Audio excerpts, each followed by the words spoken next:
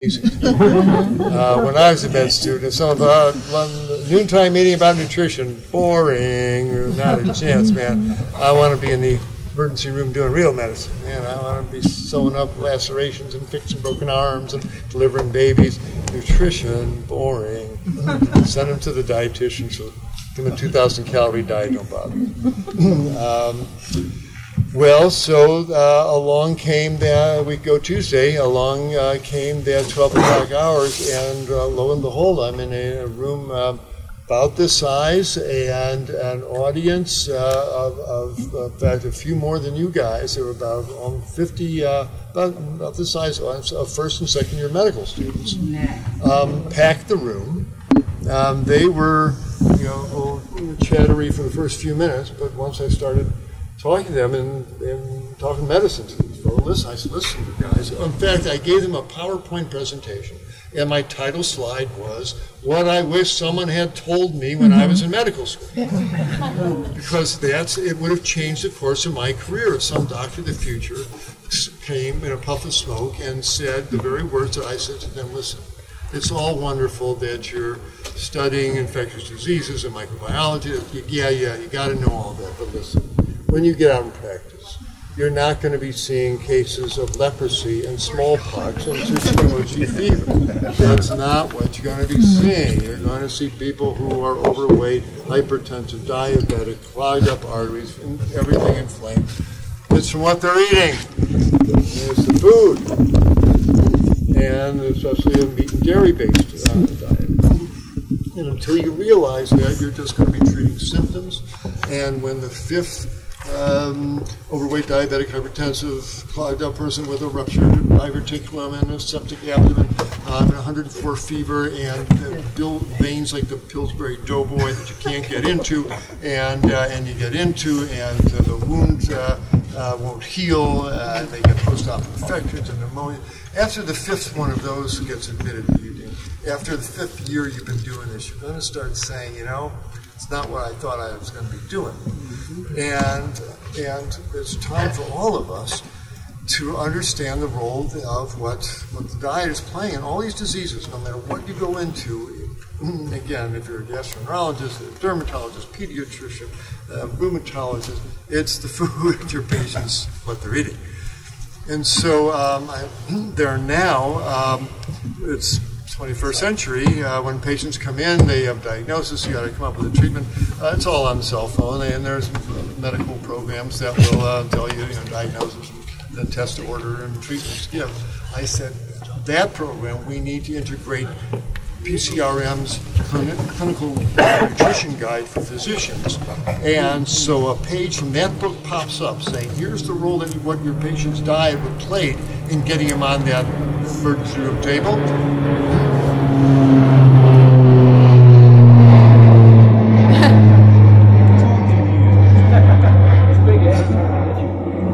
And here's the food program they need. How do you get a whole food plant-based diet through a gastric tube or whatever? But there's ways to do this. And no matter what the condition is, there's a nutritional component that really needs to be recognized and dealt with. And it should pop up right on your smartphone. And in the audience were 8 dietitians and 3 dietetic students. And I looked at them and I said, you guys got to get on board, because I've been a doc 45 years. I go out of my way not to refer people to the standard dietitians, because they're going to hear the usual party line from the meat and dairy industry, or take the skin off the chicken and 2 eggs a week and low-fat cheese. I don't want you guys talking to my patients. You either learn how to do plant-based nutrition counseling, or you're not on my team at least. Yeah. But how nice would be if you were skilled and knowledgeable about this subject, to when the patients come in post-op, follow-up surgical clinic, if their sutures removed or whatever, for the surgical resident to say, and before you leave, you're going to spend 10 minutes with Ms. Smith down there, and she's going to find out what you have in your fridge, and she's going to lay out how to make plant-based nutrition happen in your home diet program.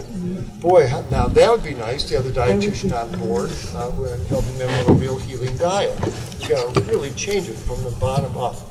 And by the time you guys get out and practice, by the time you're a third-year surgical resident, you're not going to be paying attention to this.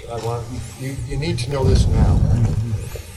Well, I didn't know how that was going to land, but boy, they were very appreciative. A couple of them came up and said, "Finally, a doctor, somebody telling the truth here," because they know they're it's the information age, and the buzz is out there. But it's nice to have someone legitimize it. And the dietitian, a couple of them came up. One said, "Well, I got to change my diet now." And afterwards, a lovely, stately lady in her mid-50s, Pat Stewart, comes up. And says, "Dr. Klaper, I'm the head dietitian for curriculum planning in the U of R medical school. I'm the person who decides what nutrition information the medical students are taught." I said, "Oh." And she says, "Yes, would you like to help us get plant-based nutrition into the curriculum?" I said, "Oh, would I like to?" Absolutely. And she says, "Too bad you're leaving." I said, "Well, let's Skype me in once a month, have your students get their questions together, and let's start a dialogue, and let me legitimize this subject to them and talk to them from the real world." I've been doing completely plant-based medicine for 30 plus years, but at True North up in Santa Rosa, it is a whole food plant-based diet program, and that's all we do there. And so after 8 years, I've supervised 1,000 fasts, water fasts, and another 2,000 folks just passed through on whole food plant-based diets, and I've seen how to this is clinical nutrition applied, plant-based nutrition style, and the magic that happens is just, it never fails to amaze me. All these fearsome diseases, they melt away. The obesity melts away, the high blood pressure comes down, the arteries open up, the sore joints go away, the asthma clears, the migraine headaches go away, the psoriasis plaques just fade in front of our eyes. Things I never thought I would see in medicine happen every day at our place because it's the food. It's not us, it's the food. And so, and to get that wonderful word out that everybody in America, everybody in the world can cure themselves. I tell when I give my lectures at True North, and my audience, about this many people, I say, "It's wonderful that you're here. I hope you're enjoying the program. I love you. I don't want to see you again." I want you to learn, because we give them cooking classes and food demos. I want you to learn how to make this food at home so you don't have to come back here. Go live your life. I want to see you at the farmer's market and on the bike trail, and that's it. I don't want to see you as a patient. And many of them, most of them, that's what comes to pass if they can open to the importance of this. So, and I tell them, if you're here because you got dragged in and you got your fingers crossed behind your back and you're thinking, "I'll eat this damn food, but when I get out of here, man, I'm heading to Luigi's to get my chicken cacciatore." If you're running that, you should leave now. You have to answer to me. To thy own arteries be true, thy own prostate be true, thy own breast tissue be true, thy own health be true. Your body's never, okay, there's no getting away with anything. So learn how to eat this food, run this food through your body day after day, month after month, year after year. And if a year of this kind of eating, you still have high blood pressure, diabetes, come back and see me, but you won't. And so it's a matter of education. And that's where you all come in.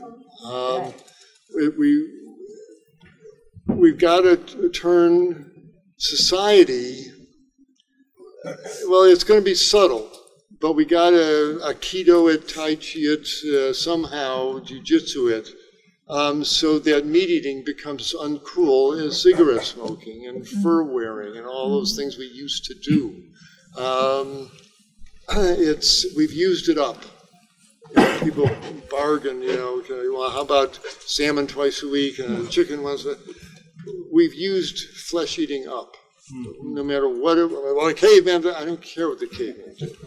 There are 7 billion of us on this planet. By 2050, another 20 years, there's going to be 9 billion people. The thought of feeding them a flesh meal 2 and 3 times a day for 9 billion people, it would take 15 planet Earths to do that. And I tell them every time you're in the restaurant, you have to answer to me. You got kids, you got grandkids, do you care at all? Every time you turn to the waiter or the waitress and you say, I'll have the beef, I'll have the chicken, I'll have the veal. Your world, your kids' world, your grandkids' world, it's a little hotter, a little drier, a little deader. At what point do we say, what right do we have to do this, to inflict suffering on an industrial scale on these billions of wonderful animals? What right have we to do that? It's not a matter of survival. It's a matter of, we'd like to taste the flesh on our tongue. We have the worst of all justifications to keep this horror going. I recommend another film to you called Speciesism about that very issue. And animal suffering is suffering, no matter who it, and human suffering is and you see what's happening in Syria and around the world, it is heart-rending. But again, tonight, 70 billion animals are in cages and living lives of unspeakable suffering. What right do we have to do that for something that's just a matter of taste? So we've got to get to the point. And I talked to on my website and videos. I Skyped into a New Zealand Veg Fest last night, saying, reach the young folks. It's got to be, oh, you're not still eating meat, are you? Oh, these veggie burgers, and there weren't any here tonight, and that's fine. No one's saying they're the healthiest of foods, but if it helps Joe's six-pack transition from the beef burger to the veggie burger, I'm all for it. But we got to get the whole meat thing fading in the rearview mirror there. So most important thing is the example you set. Gandhi said, example is not the best way to teach. Example is the only way to teach. People watch what you eat, they watch what you do, they watch what you say, and the best thing you can do is be a healthy, plant-based person and a loving person, and just shine by your example. And they'll ask, and depending how intimate the people are around you, they'll know whether you got off your pills or you lost weight, whether you canceled your surgery. The success stories will speak for themselves, but it's all up to us to get more than just the word out. But those of you who may not be plant-based at this point, if you just got pulled in here, you have no idea what this is all about. You're the guest of honor tonight. The people who been doing this forever, we know how important it is. But the best thing to do is put the food in their mouths. The taste is worth 1,000 words. Invite them over for dinner, have a potluck, take them out to a plant-based restaurant, but you start getting the delicious normality of plant-based foods out there, and so it'll fall away. When I was growing up, I remember the Berlin Wall and this horrible gray edifice that just bespoke cruelty and coldness and power. It was going to be there forever, and all through my teens and 20s and 30s and 40s, it certainly was. But 30 years of trade, Beatles, and rock music, and one weekend in 1989, boom, came right down. And meat eating needs to do the same thing. We got to look back. Oh my God, did we really do that? Like whaling, did we really do that? Like buying and selling black people, did we really do that? Yeah. We got to make. I hope our kids are saying that. And the example that you as the adults set. If you got my teenage aren't gonna. Fine, but let them see you eating the healthy, tofu lasagna and the lentil stews. At least set the example. And if they ask, they'll ask. And it's because what I have to do for my health, and I don't want to pay for the suffering of animals any longer. To pretend I live up in Sonoma County, and those anonymous white sheds are way out in the distance there. And we all know what's in those white sheds. You know, millions of pigs and chickens and turkeys and poor animals that have that are innocent ones are in those sheds. So Gandhi said, be the example you want to be, the example of the change you want to be, the change you want to see in the world. So I could no longer ignore it. One night in 1981, up in Vancouver, I'll just wrap it up with a story that when I was a fourth-year med student at the University of Illinois College of Medicine in Chicago, I would spend my Saturday nights at the trauma unit at Big Bad Old Cook County Hospital. And Saturday night after Saturday night, I saw the effects of violence. And I saw the shotgun blasts at close range and the .38 caliber Saturday night specials and the machete chops and the sexual violence and the psychological violence. And on Sunday morning, I would walk out of there shaking. I had to sit down after all what I had seen and felt. And it shook me to my core. And over the next several years, I had vowed to become a man of peace, as corny as that might sound. I didn't want to at least contribute more violence to the world. In my thoughts, my words, even no more sadistic jokes, and no more, I don't want to belittle anybody. I want to create violence in anybody's space, and I want to reduce the violence around me. So one night, after feeling particularly sanctimonious, I was pontificating to a friend of mine about wanting to be a true man of peace, but I was doing it while polishing off a 14-ounce porterhouse steak at the local Kagan Cleaver restaurant. And he looked at me with great compassion and said, Michael, that's all very well and good, but if you want to start eliminating the violence in your life, you might want to start with that piece of meat on your plate, because in satisfying your desire for the taste of that flesh in your mouth, you are paying for the death of the animal and for the next one in line. And as soon as he said those words, all the rationales welled up in me. Well, the animal's dead already, and that's what they raised them for, and that's just how it is, and I need it to be whatever. But before the words could leave my lips, this little voice in my left ear said, he's right. He's right. And at that, when I got up to pay for the meal at the cash register, pulling out my wallet, pulling out that $20 bill, it felt like a violent act. Because it is. And at that point, I knew I could no longer do this. I could no longer be complicit.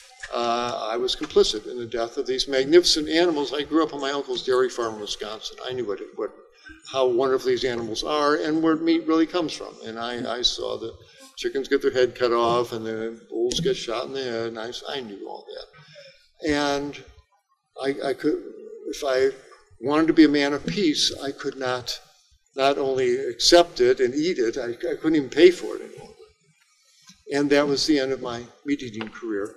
And it didn't take long before I went home and I looked at my leather shoes and my leather belt, my leather wallet.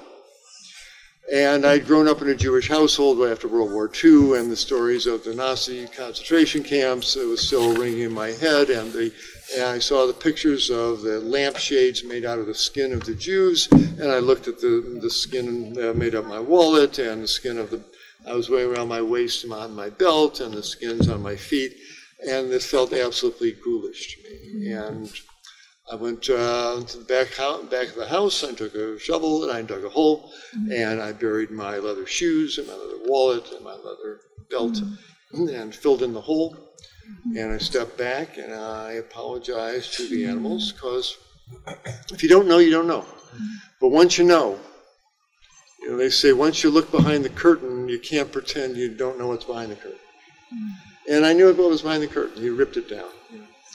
And so it didn't take long before I wound up with a fabric belt and a hemp wallet and phony leather shoes here. And it feels much lighter. And and I don't feel guilty when I get dressed in the morning. So, and people notice. That's where all this is going. It's not that I'm such a great guy, but people notice when I pull out the wallets. And the statement that you make by who you are and what you do, and they notice what you order for lunch, what you eat in a restaurant. It starts normalizing it and starts sending that vibration out, that example out. You don't have to say anything, but who you are becomes the teaching. So I invite you all to have a rollicking evening here, enjoy lots more food, but go home and live a really peaceful, healthy life on every level, and it comes down to adopting a plant-based diet and a benevolent lifestyle, because everything matters. Every choice, it does matter. You know, I saw a poster in my friend Alex Hershaft's office from the Farm Animals Reform Movement. It shows a veal calf in a pen with a neck chain by the neck, and he's looking at you with these big calf eyes, and he says, "Are you really that hungry that you pay for this?"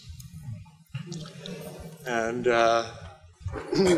finally, I'm reminded of a story that a patient of mine, a teacher of mine, Baba Ramdas on Maui, told me that there was a guru that had 2 students, and he gave each student a chicken. And he said to each of them, "Go where no one sees and kill the chicken." And one student disappears behind the fence, takes out his knife, cuts the chicken's head off, comes back with the chicken, with blood draining out. "I did what you told me, Guruji." Guruji nods. Second student doesn't come back. Night falls, no student. They wait all night. Next morning, no student. Whole day goes by, doesn't come back. Third day, finally, student comes back with the chicken under his arm, looking around, clucking, seeming to be enjoying the ride, and goes up to the guru, and Guruji says, "What gives?" And the student said, "Mahatmaji, you told me to go where no one sees and kill the chicken. But everywhere I go, the chicken sees." And so when it comes to eating meat, I know that the chicken sees. It doesn't matter if nobody knows my name of a KFC in Kansas City, but the chicken sees, and the calf sees, and the cow sees, and the earth sees, and the children see, and the future sees. So we have an obligation to all of those and to your own body. I love you all. I don't want to see you as patients. I want you to be so healthy. You don't need to come to see people like me. If you need to, if you've got medical issue, by all means, come up and see me at True North. And Elizabeth has the number there. But by and large, eat a whole food, plant-based diet, do good work, take a walk out in the sunshine every day, laugh a lot, and get as much love in your life as you can, and you'll stay out of the clutches of people like me. So I got time for some questions. I won't drag it out too far. Anyone have any questions about medicine, nutrition? Yes? I had a question.